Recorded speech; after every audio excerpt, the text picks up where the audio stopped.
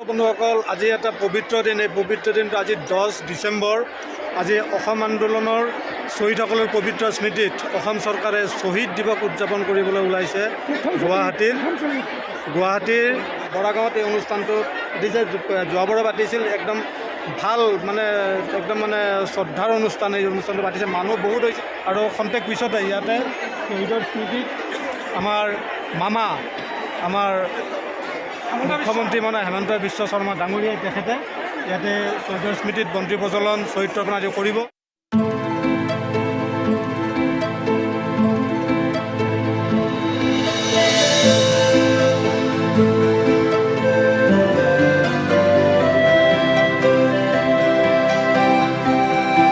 মুখ্যমন্ত্ৰী ডক্টৰ হিমন্ত বিশ্ব শৰ্মাদেৱে শ্বহীদ অৰ্পণ কৰিছেহি।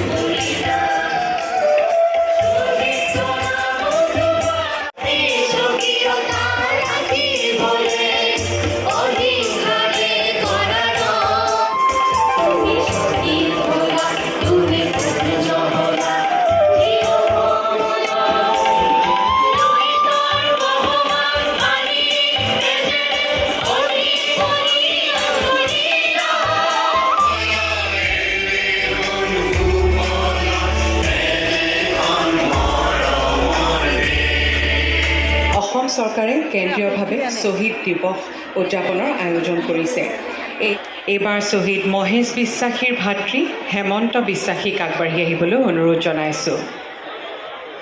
ৰ পাৰৰে তুমি ডেকা ল'ৰা, তুমি এটো বুকু পাতি দিলা, ভাৰতীৰ নুমলী জীক বচাবলে তুমি এটো মৃত্যু বৰিলা।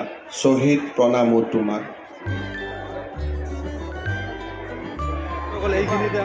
এইখিনিতে আমাৰ CM ছাৰে ইয়াতে শ্ৰদ্ধাঞ্জলি অনুষ্ঠানৰ বন্তি প্ৰজ্বলন তাৰপিছত শ্বহীদক ইয়াতে শ্ৰদ্ধাঞ্জলি প্ৰদান কৰিছিল। এইখিনিতে সদায় মাত্ৰ শেষ হ'ল।